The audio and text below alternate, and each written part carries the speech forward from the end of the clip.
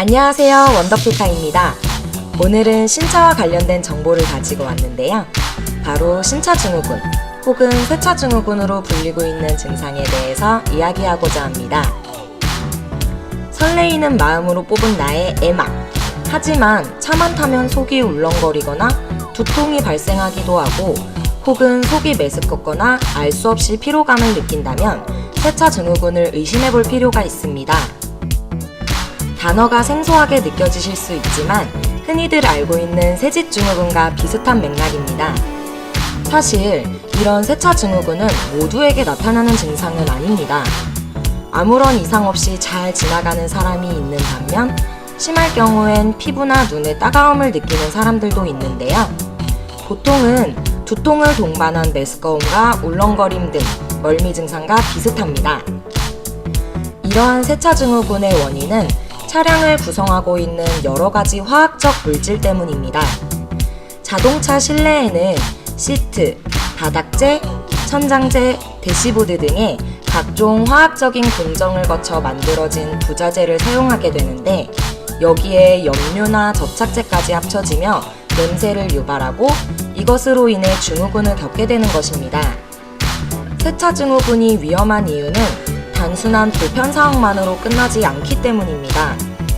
이 냄새의 원인이 되는 화학적 물질들은 휘발성 유기화합물질이라고 하는데요.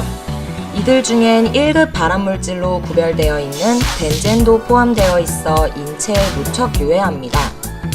냄새로 인하여 불편함을 겪게 될 경우 인지 능력이 저하되거나 눈의 피로도로 인해 전방 주시에 어려움을 겪어 큰 교통사고로 이어질 수도 있습니다. 세차 증후군을 피하기 위한 방법으로는 가장 우선적으로 시트의 비닐 커버를 제거해야 합니다.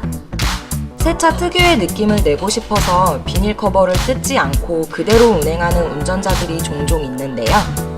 비닐을 제거하지 않을 경우 화학물질들이 자연스럽게 증발하여 사라지는 것을 막는 역할을 하고 또 통풍이 잘 되지 않아 장시간 이용 시 곰팡이가 생길 수도 있으니 꼭 제거하셔야 합니다. 두 번째는 실내 청소입니다.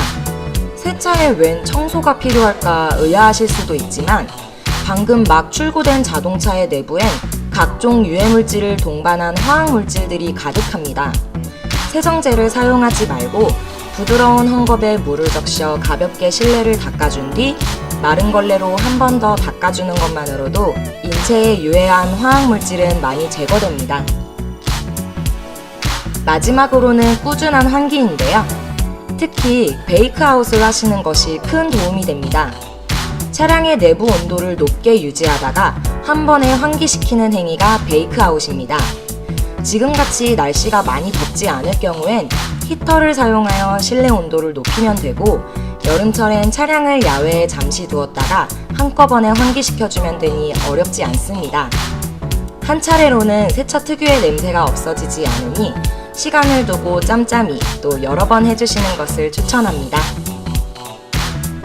운전자를 괴롭히는 세차 증후군 예방 방법 도움이 되셨나요? 원더풀카는 이 밖에도 다양한 자동차 상식을 제공하고 있으니 좋아요와 구독하기 꾹 눌러주세요. 그럼 다음 시간까지 안녕!